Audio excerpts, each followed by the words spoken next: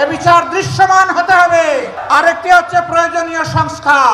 এই দুইটা ছাড়া বাংলাদেশের জনগণ কোনো নির্বাচন মেনে নেবে না। প্রধান উপদেষ্টা বারবার তিনি ঘোষণা দিয়েছেন এবারের ডিসেম্বর থেকে আগামী বছরের জুনের মধ্যে ইলেকশন হবে। আমরা প্রধান উপদেষ্টাকে বিনয়ের সাথে বলবো, আমরা ইলেকশন চাই, আমরা সুষ্ঠু নির্বাচন চাই। আর আমরা চুরি চামারি, কালো টাকার পেশি শক্তির প্রভাবযুক্ত নির্বাচন দেখতে চাই না। এই জন্য নির্বাচনের জন্য অবশ্যই সমতল মাঠ তৈরি করতে হবে। এই দায়িত্ব পালনে আপনারা আমাদের যত ধরনের সহযোগিতা চাইবেন, সকল সহযোগিতা দেওয়ার জন্য আমরা প্রস্তুত রয়েছি। বিচার আর সংস্কার এই দুটো করে অবশ্যই নির্বাচনের পরিবেশ নিশ্চিত করতে হবে। আমরা স্বপ্ন দেখি আমাদের তরুণ তরুণীদেরকে নিয়ে, যুবক যুবতীদেরকে নিয়ে, যাদের হাতে আমরা বাংলাদেশ তুলে দিতে চাই। বাংলাদেশকে একটি জীবন্ত কারাগারে পরিণত করা হয়েছিল। ভিতরের কারাগার থেকে বাইরের কারাগার ছিল আরো দুঃসহ। ভিতরের কারাগারে অন্তত নতুন করে মামলা দেওয়ার সুযোগ ছিল না। বাইরের কারাগারে থাকলেই প্রতিনিয়ত বিরোধী দলীয় নেতা কর্মী, আলিম উলামা, বিভিন্ন সম্প্রদায় ধর্মের লোকের বিরুদ্ধে অব্যাহত মামলা দেওয়া হয়েছে। তারা চেয়েছিলেন মামলা করে, হামলা করে, খুন করে, পঙ্গু করে, আয়না করে, বন্দি করে এই বাংলাদেশের মানুষের কণ্ঠকে স্তব্ধ করে দেবেন। কিন্তু ইতিহাস কি বলে? ইতিহাস বলে এইভাবে মানুষকে দাবিয়ে রাখা যায় না। তারা বাংলাদেশের বিপ্লবী জনগণকেও দাবিয়ে রাখতে পারেননি। 15.5 বছরের ধারাবাহিক আন্দোলন, ত্যাগ এবং কোরবানি সবকিছুর শেষ প্রান্তে দাঁড়িয়ে আমাদের যুব সমাজের নেতৃত্বে তারা গদি ছাড়তেই শুধু বাধ্য হননি, তারা দেশ ছাড়ে পালিয়ে গেছে। আমরা বলি এদেশের সত্যিকারের নাগরিক যারা, তারা কখনোই দেশ থেকে পালানোর চিন্তা করে না। যারা দেশকে ভালোবাসে তারা দেশ ছেড়ে পালায় না।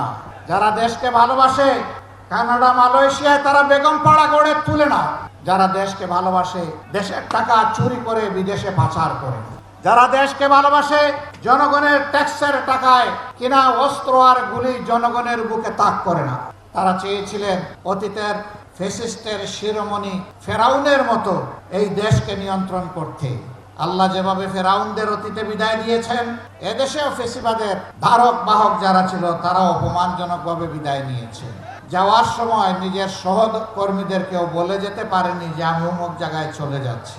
তারা আক্ষেপ করে বলেছে এমন একটি দল করলাম, নিরাপদে তিনি চলে গেলেন, কিন্তু আমাদের কি হবে তা বলে গেলেন না। এমন রাজনীতি বড় লজ্জার রাজনীতি।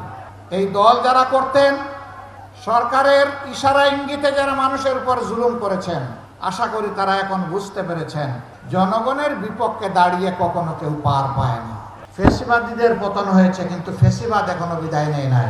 আমরা তো ফেসিবাদীদেরও পতন চেয়েছি, ফেসিবাদেরও পতন চেয়েছি। এই ফেসিবাদের কুহাসলত গুলো এখনো বাংলাদেশে রয়ে গেছে। এখনো বাংলাদেশের মানুষ এক শ্রেণীর রাজনৈতিক কর্মী নামের যারা কলঙ্ক, তাদের হাতে এখনো নির্যাতিত হচ্ছে। রাস্তাঘাটে, ফুটপাতে, ব্যবসা প্রতিষ্ঠানে, মিল ফ্যাক্টরি, ইন্ডাস্ট্রিতে, পরিবহন সেক্টরে, সর্বত্র তারা ভয়াবহ চাঁদাবাজের তাণ্ডবে তারা অতিষ্ঠ। হ্যাঁ, ইতিমধ্যে জনগণ প্রতিরোধ করতে শুরু করেছে। জনগণের ধৈর্যের বাঁধ ভেঙে গেছে। আমরা এই সংগ্রামী জনগণকে অভিনন্দন জানাই এবং আশ্বস্ত করি চাঁদাবাজ দখলদারদের বিরুদ্ধে আমরা একসাথে এগিয়ে যাব ইনশাআল্লাহ। আমরা এদেশের মানুষের নিরাপত্তা নিশ্চিত দেখতে চাই। রাষ্ট্রের এটি দায়িত্ব। এমন একটি রাষ্ট্র কাঠামো উপহার দেওয়ার জন্য দায়িত্বশীল সৎ মানুষের বড় প্রয়োজন। বাংলাদেশ জামাতে ইসলামী যুগ যুগ ধরে সেই মানুষগুলাই তৈরি করার চেষ্টা করে যাচ্ছে। আমরা স্বপ্ন দেখি আমাদের তরুণ তরুণীদেরকে নিয়ে, যুবক যুবতীদেরকে নিয়ে, যাদের হাতে আমরা বাংলাদেশ তুলে দিতে চাই। আমরা তাদের জন্য এমন শিক্ষা ব্যবস্থা গড়ে তুলবো ইনশাআল্লাহ, যে এই শিক্ষা ব্যবস্থা দেশের প্রত্যেকটি মানুষকে সম্মান করতে শেখাবে, ভালোবাসতে শেখাবে। আমরা চাই প্রত্যেকটি নাগরিকের হাত হবে এই দেশ গড়ার কারিগরের হাত।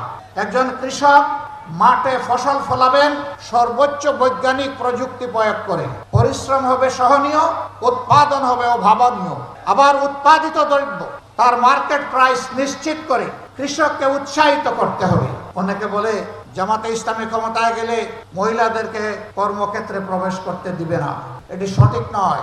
আল্লাহ রসুল সাল্লাল্লাহু আলাইহি সাল্লাম জীবনের সবচেয়ে কঠিন কাজ যুদ্ধে, সেখানেও নিজ স্ত্রীগণ এবং মহিলাদেরকে সুযোগ করে দিয়েছিলেন যুদ্ধ করার জন্য।